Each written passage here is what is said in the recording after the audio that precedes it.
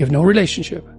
Your family's a mess. You've got no friends. You've got no plan. You've got no job. You use your time outside of work not only badly but destructively. You have a drug or alcohol habit or some other vice, pornography addiction.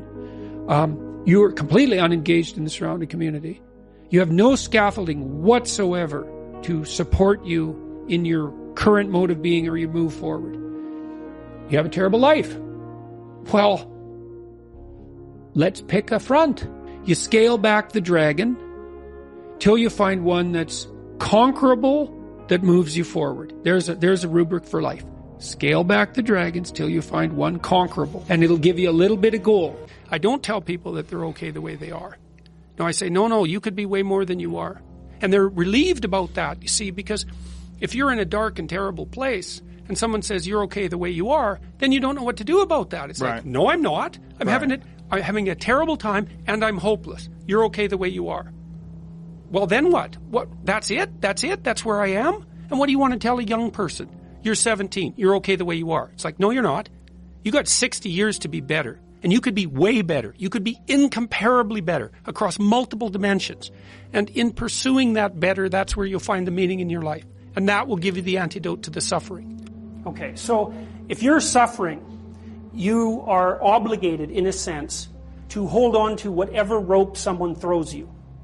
And one of the things I do with my clients all the time, especially if they're really in trouble, is to tell them, look, I don't know exactly what's going to help you, but don't arbitrarily throw out any possibilities because you might not have that luxury.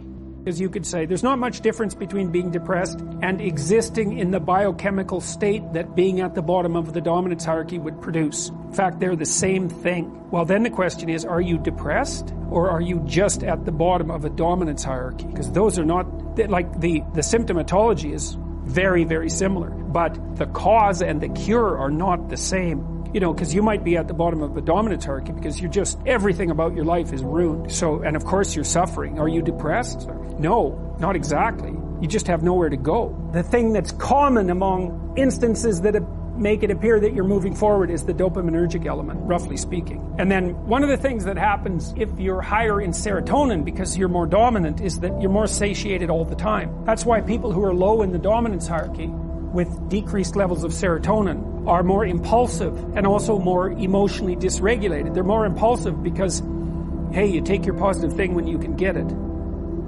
You know, you have to look for those little bit of sparkling crystal in the darkness when things are bad. You have to look and see where things are still beautiful and where there's still something that's sustaining. And, you know, you narrow your time frame and you be grateful for what you have, and that can get you through some very dark times. And maybe even successfully if you're lucky. But even if unsuccessfully, then maybe it's only tragic and not absolute hell. And you can do that, you know, in the worst situation. You can make it only tragic and not hell. And there's a big gap between tragedy and hell, you know.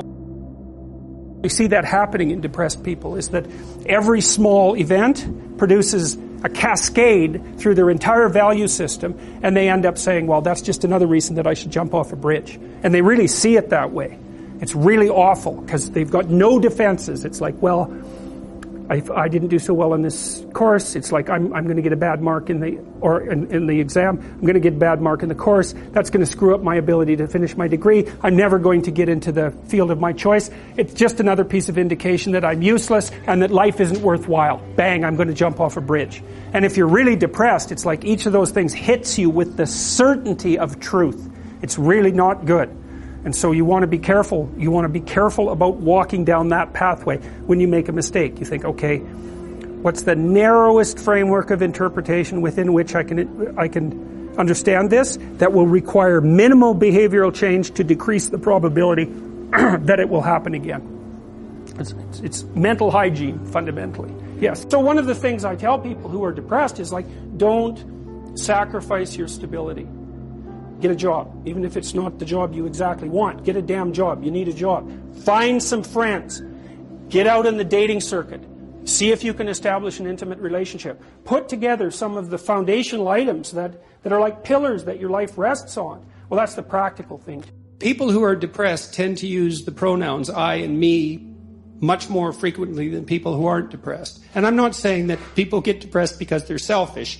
I'm not saying that at all. I'm saying that one of the routes out of depression appears to be an increase in service to other people. And I think the reason for that is because we aren't power-mad demons at the core, even though we may be tempted by such things, and that we find the genuine meaning that offsets genuine suffering in the genuine service to others. You have to be clear about what you serve and why. And that has to be held higher always than mere victory, mere operationalized victory or instrumental victory. And it's a very, very difficult thing to negotiate.